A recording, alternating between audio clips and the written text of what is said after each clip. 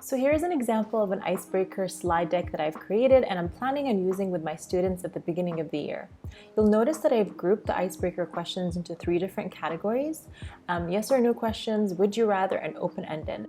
Now these categories can totally be changed depending on what type of questions you would like to ask your students. Now you can change these so they're not even questions at all, but rather activities that the students can do individually or in small groups. So as you can see, under each category, I've basically included different questions that I'd like to ask the students. You'll notice that some of these questions are very light, like I traveled over the summer, but then some of them are targeting the subject area. So since I teach science and we start with going over the scientific method, I wanted to kind of get some idea in terms of where the students stand in terms of their knowledge of the scientific method. So you could totally use the icebreaker as a way for you to gather data regarding things that are related to the curriculum, or you can strictly have it kind of like lighthearted and asking questions that the students might be interested in, such as this question here that deals with the app TikTok, which we all know the students are obsessed with. I also kind of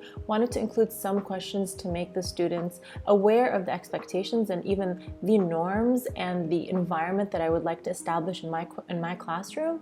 And as you can see, I like to encourage students to believe and to feel that making mistakes is something that is okay and it's part of the learning process. I want them to be comfortable with that. So right off the bat, I want to include questions that will help me segue into this conversation at the beginning of the year. As you can see, after each set of questions or after each category, there's kind of like a slide that breaks this apart, and I'm going to show you why this matters in a bit.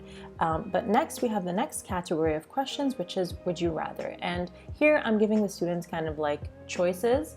Again, some of them are completely just for fun, but then some of them, again, they help me understand what kind of students I'm dealing with, such as asking the class or asking the students, would you rather work alone, or are you someone that likes to work in groups? Are you a visual learner? Do you like to watch videos, or would you rather have the instructions on a piece of or a document, right? In the case of e-learning. So I kind of asked this question, would you rather watch a video or read a book, to kind of get an idea of what kind of learners am I dealing with here. The next category are the open-ended questions, and as you can see, these are questions where students can answer them in a non-restrictive manner, obviously. And again, I like to include some questions that are kind of like deeper so that I gain some more insights about who my learners are. So I included questions such as, how do you learn best? What is your best quality or greatest strength? How can I help you feel welcome and included? Again, I want to gain some ideas to perhaps establish a more welcoming and positive learning environment, even though we are doing this virtually. And the students often are the ones that are going to communicate this information best to you. Now, like I mentioned, this is going to be shared with you, and once you've made a copy of it, you can edit the question. So if there's a question that you don't like or you'd like to replace with something else, you are more than welcome to just go ahead and edit the question so it best fits your subject area.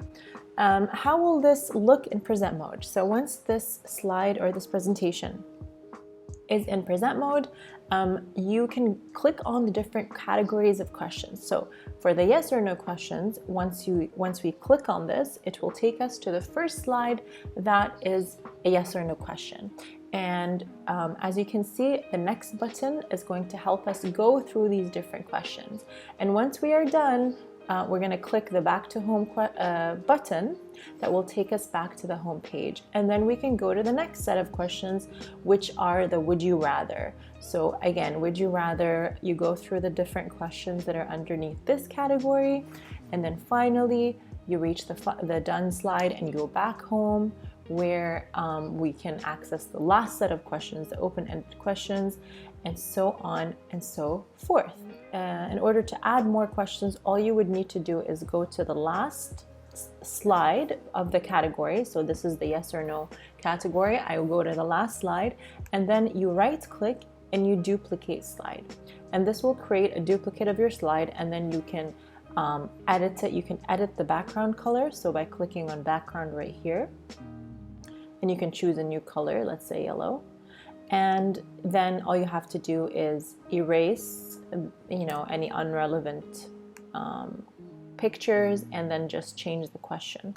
So whenever you would want to add a new question of any category or underneath any category, so if you'd like to do the same thing for would you rather, again, we would go to the last slide, right click, duplicate the slide, and of course change the background so that it's a new color.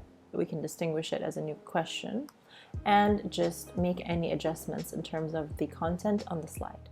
So in order to link the category to the correct slide, all you have to do is right click on the heading, and we're gonna go ahead and click link. And then you want to link this to the first slide of the question that falls underneath this category. So the first yes or no question happens to be on slide number 2 for me. All right. So all I have to do is then link it to slide number 2. And that way, when you click on this category, it will take you to slide number 2. And then from slide number 2, you will have to, I basically linked the next button to the next slide. So as you can see, it is linked to the next slide. In order to do that, again, all you have to do is right click, click on link, and select. It'll give you the same options, and you're just gonna select next slide. And you're gonna do that for all the buttons, so that when you're on present mode, all you have to do is click next, and it will seamlessly take you to the next slide. All right, so that way, all you have to do is make sure that these are linked, or basically the categories are linked to the first question that is part of that category. So the first yes or no question slide, the first would you rather slide, and the first open-ended question slide.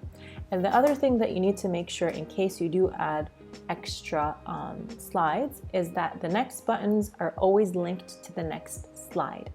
And this way you can add as many questions as you want to this pre-existing template, and it will still work seamlessly. So here are some ideas of ways that you can use this Icebreaker slide deck in your virtual classroom. The first way is to use it during a synchronous classroom session. You can have students take turns or raise their hand to answer the different questions in the Icebreaker. Now, of course, this will depend on your class size. Another way you can do this is you can use a name generator wheel, which are present online, and you can have students take turns answering questions based on this. The second idea that I came up with is having students answer the Icebreaker questions using reactions or emojis that are present in Zoom or Google Meet platforms. You can also create a Google form that corresponds with the questions that are present on the slide deck, and have all the students use the form to participate. You can then take the data that you've collected from these responses and share it with the entire class, and then kind of open up a whole class discussion based on the different answers that the students provided and the data that you collected from the responses in the forms. Another way that you could have students participate is have them answer the questions that are found on the slide deck in the chat box, and then you can kind of call on students based on their participation in the chat box itself. Students can also have an opportunity to basically engage in a discussion between each other within the chat box. So let's say a student mentions something interesting as an answer to one of the Icebreaker questions. The students can then engage in a discussion regarding that answer in the chat box. So even though the students are not able to be with each other face to face, they can still engage with getting to know one another and building community using these different platforms. The final idea is if your class size is too big, a great way to use this Icebreaker is to share it on your learning management system, and then have students break into small groups. And you can use breakout rooms in Zoom in order to do that. So you can basically group students into small virtual groups and have them use the slide deck amongst themselves, and then basically answer the questions in small groups or in triads, and choose a representative from each group to come back during the whole class discussion and then share some of those interesting answers and perhaps engage in a whole class discussion based on that. So again, there are so many different ideas. I'm sure you guys could probably come up with so many more. If you do come up with an idea, I would love to hear it. And if you could please leave it in the comments below so that other people can also benefit from those awesome ideas that I'm sure you guys could also come up with. I hope this was helpful. And as usual, if you did find it helpful, please don't forget to like this video and subscribe to my channel. Have a great day.